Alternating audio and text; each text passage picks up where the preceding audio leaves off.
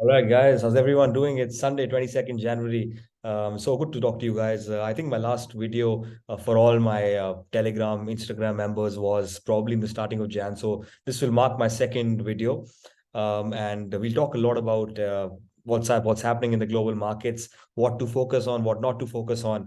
And welcome as always, and thank you always for tuning in. I'll start off with an advice, if I can give you. Over the last 4 years of coaching in the field of technical analysis, I've always got this doubt, and I got it very recently from some of my friends, and I thought I'll start off with that topic in this video. The point that differentiates a good trader from someone who's not doing so well, in my opinion, is how that person manages or copes up with a losing trade.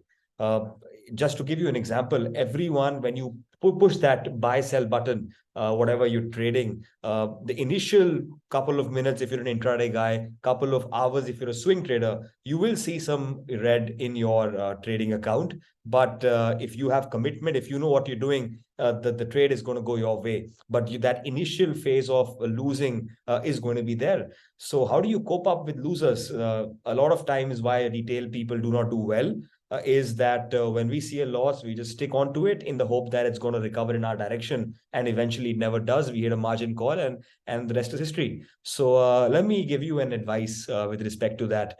Everything that I do or everything that I teach, I just tell myself that, Devang, try to connect market with your life, because eventually, what is market? Market is made of humans. Buyers and sellers. Buyers and sellers are humans, and humans will, think the same way as the life functions. So let me give you a very vague idea.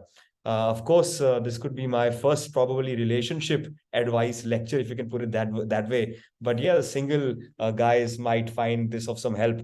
I'm a committed guy, of course, but let's say you are on this online dating platform. Let me see how I connect life and trading. Let's say use an online dating platform. I think you guys use Tinder, Bumble, etc. in this day.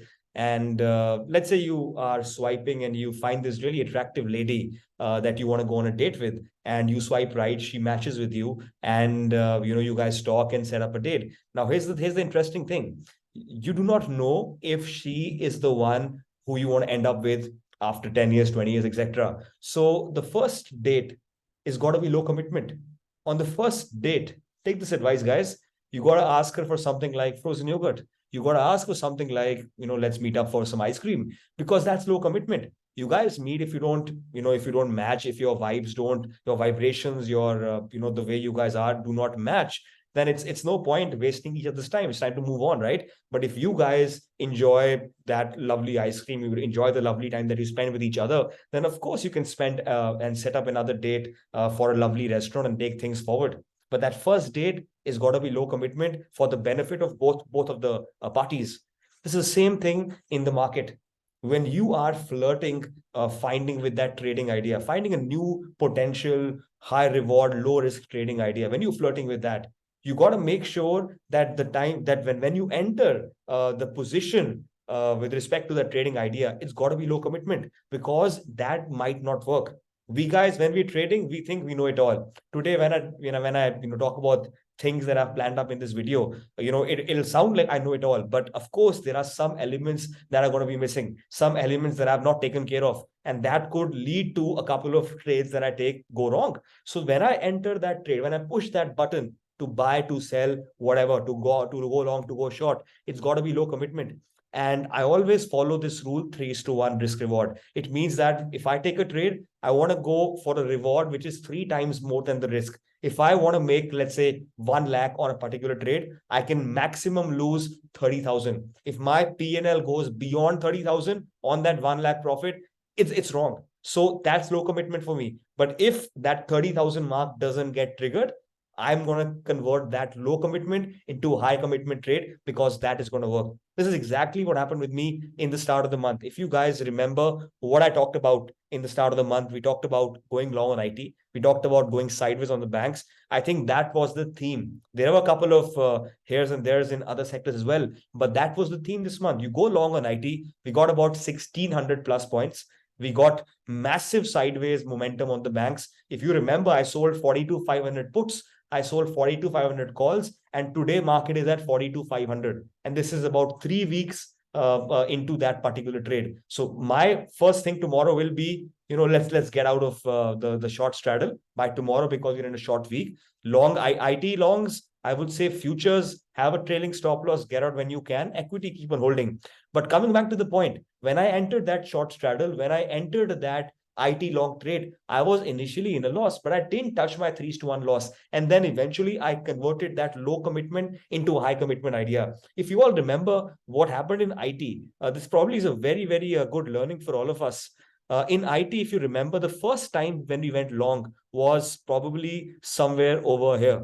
I think 5th of January. I talked about the 5th and 6th of January, how they are seasonal dates as per GAN. A lot of sectors made low, but I took my entry on IT on 5th. On the 6th of Jan, IT gave a big 2% fall and it broke down. And that's the time when my idea that I was flirting with went wrong. I exited. But when the next day, I think on 9th of January, if you remember, go back to my Telegram commentary, you will see that we again re-entered as collectively as a group, because this over here, things didn't work out. And when things again worked out, never ever be scared to re-enter. So I hope you got my relationship advice. I hope you got the advice of how to, hold on to your losing trades. Low commitment first, and then when things work out, that 3:1 risk reward turning into high commitment. Let me know on Instagram or my platforms that you guys are on. If you enjoy these kind of advices, I will try to keep on let them coming.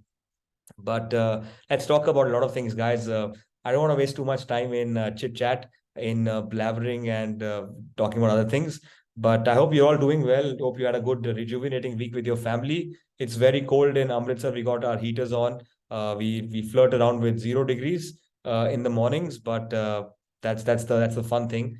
But yesterday, let's start with the meeting now. There are three things that I focus on when I trade. And whenever I come to my system, like today I'm coming to my system, I will say, Devang, in the next week, do you have any technical thing? Do you have any technical formation? Do you have any fundamental triggers? Or do you have any sentimental triggers? These are three things. The first question I ask myself is, do you have anything like that on the system? So here's my answer. Technical, as you guys know, a technical breakout, breakdown, stuff like that. Fundamental means some kind of a big news is coming out, or sentimental. Sentimental is like, for if you remember earlier 2022, you had the war. There was a sentiment, negative sentiment. And my answer is this. You have 1 week of normal trading. Thursday, of course, is a holiday in India, but everything else is open around the world. But next Wednesday is a sentimental event. You got the budget. You got a big budget. So whatever happens throughout the week, next week probably doesn't make sense. You could have a good weekly trading. I'm not doubting that. I'll come to that in a little bit. But you could have a good weekly trading in the next week. Markets have contracted. It could probably break out, break down. But heading into Wednesday, you're heading into two, I would say, four big sentiment events. Wednesday is the 1st of February. You got the GST data, sorry. You got the auto sales data, again, a sentimental event. And based on that, auto companies move a lot. You also have something we call the budget. Everyone's waiting for that. I don't think we have any big announcements planned for budget, but you never know how market surprises. You never know what's hidden in those big speeches, long speeches of our honorable finance minister. And let us say, even if we have a big positive surprise on the budget, we're not expecting a dovish commentary on that same night by the Federal Reserve in America. So we have the FOMC on the 1st of February.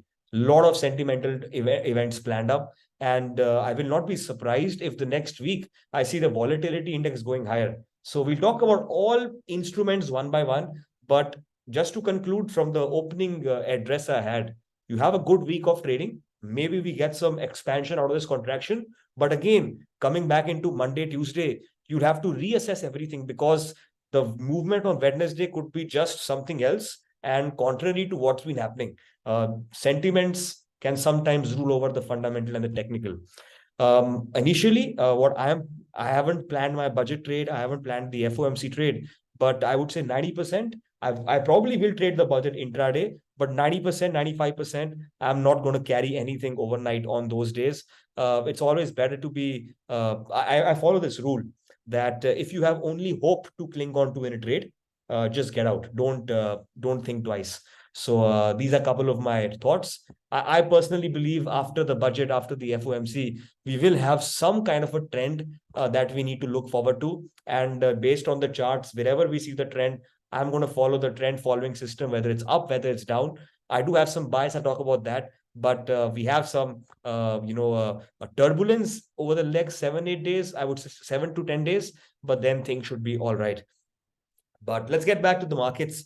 Yesterday, since the topic of the FOMC, yesterday I heard Christopher Wallen, if I'm not wrong, who's one of the Federal Reserve governors, and he was talking about the inflation and what is the outlook of the FOMC.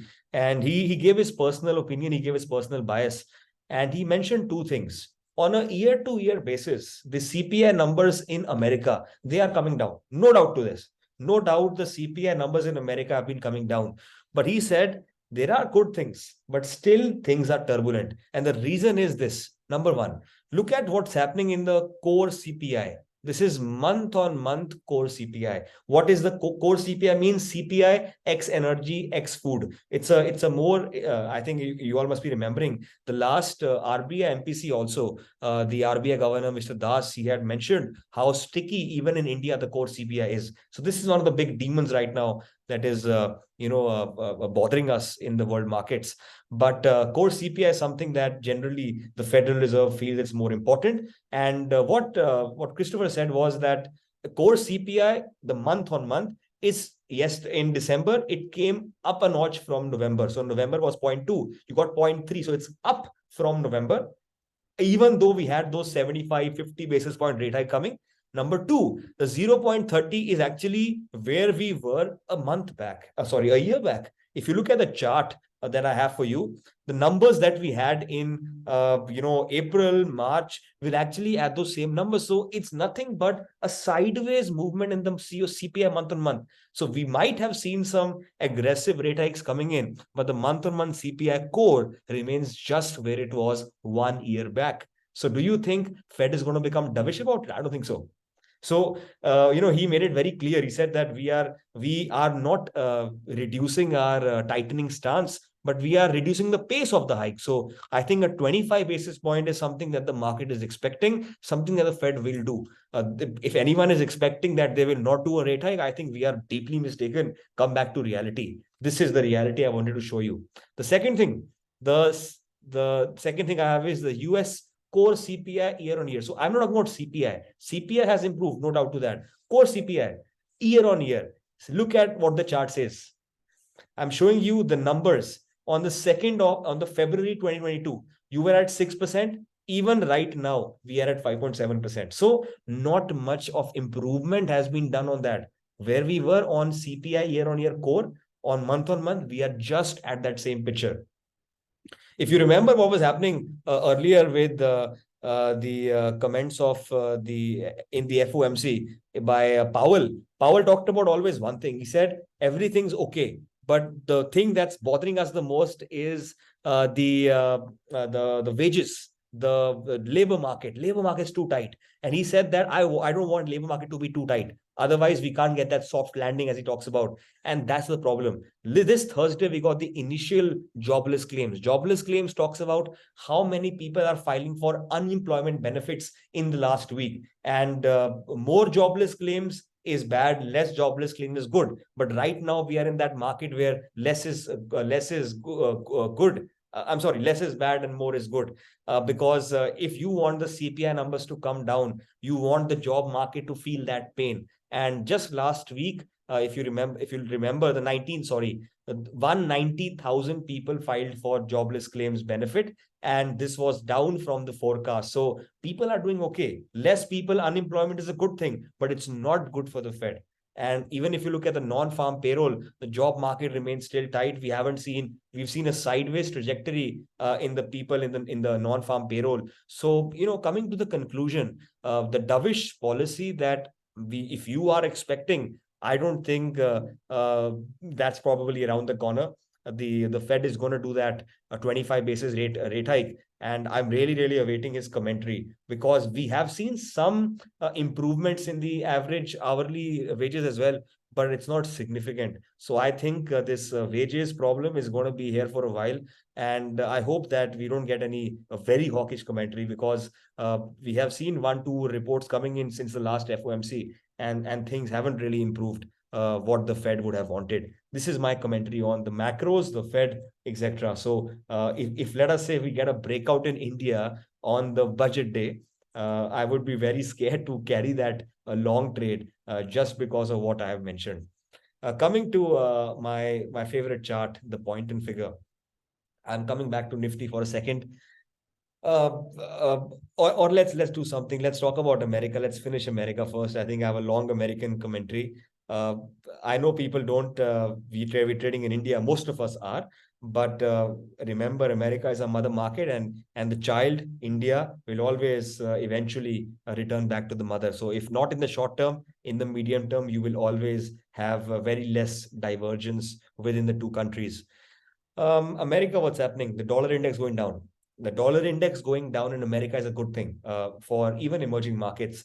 So that is one thing that bothers me. The dollar index has been going down, so that's been bringing a good boost to the commodities. So dollar going down is good for gold, good for gold, good for commodities. So if you look at the S&P Goldman Sachs index going higher, look at what's happening in Thomson Reuters, it's going higher. So this is the effect of dollar. Remember this for life. If you're bullish on commodities, you want the dollar to go higher. And one thing, remember, for the inflation commentary, dollar going up is non-inflationary, but dollar going down is inflationary. Anyway, dollar is going down, so that has been helping America. We did see some fall in America, but if you look at sector-wise, things are doing okay. Tech is, for example, yesterday closed 2.5% higher. So I hope all the tech bulls with me are doing a good job, are doing a fantastic job. Look at S&P, it's doing perfectly fine.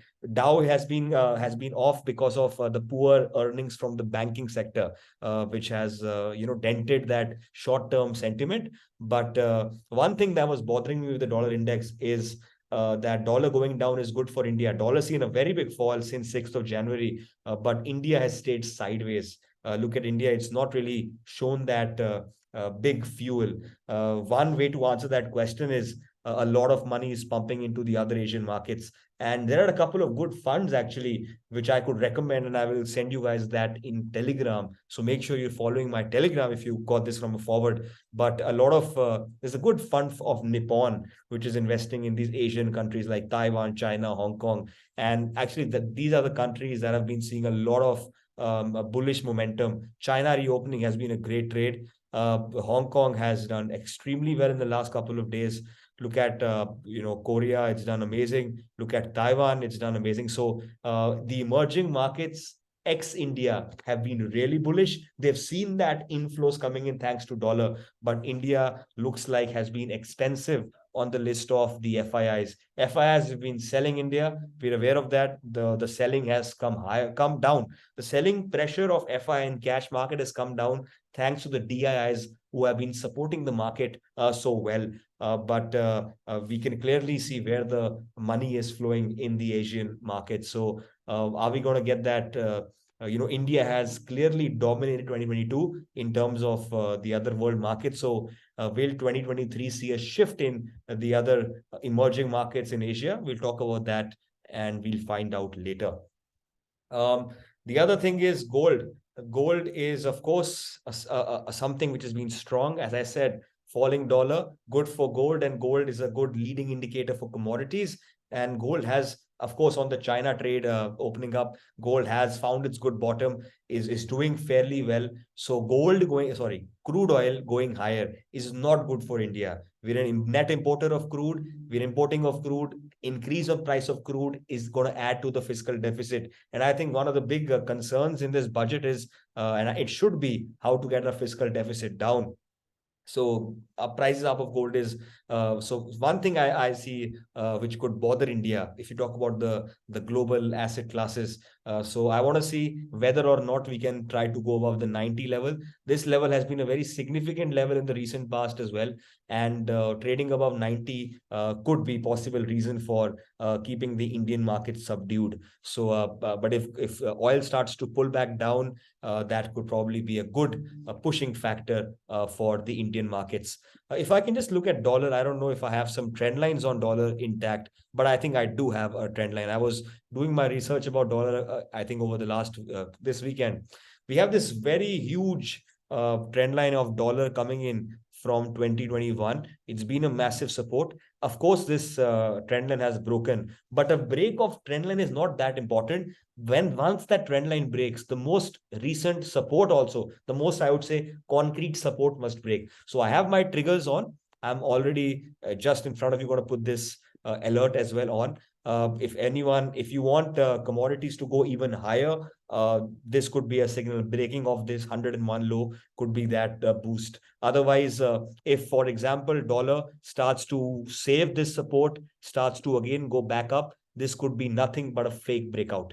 And dollar going up is, of course, not a very good signal for Indian markets and even any other emerging markets. So I hope you've got a good understanding of how I'm trying to correlate things, how I'm tracking a couple of other measures as well. I'll just put another alert so that I don't forget later. We do need to put an alert as well on the 90 levels approximately on the crude oil, Brent crude oil. So I hope you were trying to follow with me how I plan my markets. Now everything's done, good and dusted. Let's look at what's happening in America. Dow Jones. Here's a very important understanding that you need to get. What happened was I'm not talking about the last 1 2 days, but a bigger trade. What happened in America, if you look at November, in November, when the markets in America rallied, I was the one, if you remember, I said, we're not going to buy stocks for Diwali. Everyone asked me, Devang, what's your Diwali pick? I said, we will get better prices later. And that was one of my, I think, best decisions. Because if you come to December, so October end was Diwali, if I'm not wrong. If you come to December, prices were much better than what they were in October. So why was I not a buyer in November, in December? The reason was this. America, when America started to break out, it took its most recent high. The most significant high in America was the high of August, which was 34,200. We took off that high. But as per Dow theory, there's a principle that indices must confirm each other. And if you look at S&P, the S&P 500, everyone knows this trend line, it could not take its August high. So the indices were not confirming. Look at NASDAQ. The indices were not confirming. We were not able to take our August high.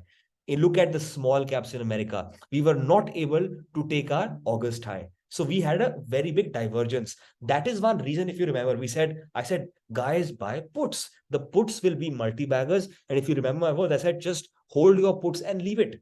And I remember 100 rupee put touched 700 rupees. And we were in that trade. Of course, I got out close to 300-400 rupees. I can't always find the bottom and the top, but you guys know how things went. So try to understand how I think, what are the metrics I look at. So in the short term, you can have blips. So for example, the dollar index looks like it's broken down, but it could go back up again. And it could start to bring pressure again to Indian markets if this low is not broken. At the same time, if low is broken, things are okay for India. So think about all these things. Now, here's the funny and good thing in America. This trend line of 2022 that has been a pivotal in America doesn't look like it's much valuable now, because we've seen some breakings and looks like it's losing its touch, how strong it was earlier. If I look at the Bollinger Band, just to get an idea of 20 MA, we're holding above 20 MA, we're supporting that level. So all these things are fine. RSI above 50 in all the American markets, so things are okay. Now, here's the interesting thing. If I just look at I look at NASDAQ for example, right now, NASDAQ has been holding this trend line since the start of the year. Point number one, do I break this trend line? If this trend line breaks, it's going to bring a hell lot of bullish pressure, especially in IT companies. And you guys know it. America does well, India will follow. Because if America does well, SGX Nifty very, very less times will be in red. रात को अगर America green में है 200-300-400 point, India as Nifty will remain sideways to up only. So this is the reason why if America breaks out, we can't be bearish on India. Same thing on Russell 2000. We have been following this trend line. Looks like it's going to break, and we are holding the 20 MA. We are holding 50 plus on the RSI. Those metrics are same. So this is kind of giving me this bullish bias in America right now. But it's still too early to take a trade on this. What I'm trying to say is the signal that I want you all to observe is this. What we were doing analysis a minute back, November break of resistance, August levels, same thing is getting important now. S&P 500 has a very important level now. The recent high is 4100. Okay. If I look at the crucial moving averages, we are just doing a wobbly job around them. I think they are also now not meaningful because we are moving sideways. Let's forget about that for a minute. If I just look at the 200 MA, we are where it is right now. So it looks like it's about to break. What I'm trying to say is 4100 has been a good resistance on the S&P 500 alert set. Now, I want, if you want to be bullish sustainably, I'm not saying intraday, I'm talking about a healthy outlook, thoda bada time frame ka. Bada could mean a couple of weeks. It could mean maybe a couple of months as well. These are good, I'm trying to read the chart in front of you. अभी intraday जो चल रहा है चले, मुझे उससे लेना देना नहीं है. If I want to take a trade, if I want to become bullish on, let us say, India for 2 months, if I want to take my trades accordingly, I want some big thing to see and observe on the chart. Here's what it is. 4100 in America. I want to see this level breaking. I also want to see the December highs in Dow Jones, in Russell 2000, and in Nasdaq, all of them breaking. I don't want break of 4100, but no breaks on the other one. I want every index must confirm each other. That is when we can say America is doing okay. Hope you get the idea. So look at Dow Jones. The December highs, I think, have already been broken. Sorry, December high is 34,600. So we've got a good ground to cover over here. But look at Russell. Russell ka jo high hai, this is around, sorry, this is Nasdaq. I'm sorry with my names. December high in Nasdaq is about 12,000 levels. Put an alert. I want 4100 to break. I also want this to break, 12,100 to break. Look at Russell 2000. Small caps are doing very well. Let's not forget it. The small caps in America are doing really, really well. We are back at this level comes to 1910. So what's the strategy? It's very simple. If 4100 breaks in S&P corresponds to breaking of 12100 and break of 1910, we should be bullish. There should not be any cause to be bearish. So right now, it could take maybe a couple of weeks. It could happen this week. I don't know. Right now, we've got some massive bullishness thanks to the IT companies. The IT majors have done such a good job. Look at what happened on Google, 5%, Amazon 3, Tesla 4, NVIDIA did what, 6.4. We got a massive all around the counter rally. So all I'm trying to say is this. I want to see this correlation. So I'll cut this video in just a couple of minutes here. And then in the next video, I'll talk about India. But here is what things could become confusing. Let us say this trend line breaks. That could be a signal for aggressive players to become bullish. But if you remember, I want my most recent resistance to break, my most important one right now. So this could break and again we could come back down. So this break is good signal to go long for aggressive players. But someone like me who wants to be conservative to less aggressive, I probably would want something like this. I want this level to break. So this is the strategy, or this is what I'm looking at in America right now. The other good thing in America is VIX. If you remember if you read my Telegram diligently, I just will ask you guys one thing. I sometimes post a lot of messages on Telegram, but the other times I do leave a lot of important nuggets. And there was one message I said, VIX above 20 and VIX below 20, rallies are different. Right now we are below 20 on VIX. It's not an easy phenomenon. VIX in America generally stays above 20. Below 20 is not easy. So below 20 is more bullish for market than bearish. So if you want again markets to sell off, get me VIX above 20, 22. I want to see all those things. So this is what I think about America. The other internals of market breadth, if you talk about in America, of course, I could talk about that for a little bit. I could look at the David Keller's watch list in market breadth. The chart I'm looking at is, of course, the 120 SPX 200 day 50 MA. So if you look at this chart, you can see that over 60% of the stocks, over 60% of the stocks in America are trading above the 50 and 200 MA. So this is a bullish sign. So I think things are okay. I could also very quickly actually look at the bullish percentage chart. I can just very quickly have a glance on that as well. Let's look at BPSPX. This has been a good indicator for us. So it's around 64. So we're 661. So we're not overbought. If you remember, above 70 is like overbought, but we're still at 61. So we got a good long way to go. So I think we're doing okay on America. So this is my commentary on global assets, America. Of course, yes. Before I go to India, I can also talk about what's happening in the cryptocurrency market. Again, cryptocurrencies have broken out recently. You probably have are very well aware of this thing. Things like Shiba has done amazingly well, but again, the dollar going down means crypto will go up, commodities will go up. Crypto going up is good for risk markets. We've seen a good flow in Asia ex India. So all these things kind of correlate. It's a broad-based a movement that we have seen happening on the fall of dollar. Looking at the currencies, the other thing that concerned me for India is that dollar went down, but India didn't do well. This is what really I don't understand. A dollar has gone down massively from 83 back to 81 level. It's a good fall in dollar, but India has still been sideways. So sooner or later, if dollar bounces back up, that will not be good for India. So if India wants to be bullish, it's got to do on the back of low dollar. That is one thing I want to keep in mind. The other thing, I don't know how many of you remember. Put me a message on Instagram if you do. I think it was, and the message is also pinned right now. So write USD JPY on my Telegram or write Japanese yen. मैंने आपको एक बात बताया था. Right on this top if you remember. मैंने आपको बताया था that the big money are actually betting on this, that यहां से yen will become stronger. And जब तक मैंने आपको एक सिग्नल भी दिया था दैट जब तक dollar against yen doesn't go above 150, it's going to be very very good, and people are going to make huge money on this trade. I do not know how many of you remember this idea, but from 150, that real time top I gave, we are currently at 129. So I really track the USD JPY. It's something which gives me a lot of indication about what American markets, of course, will do.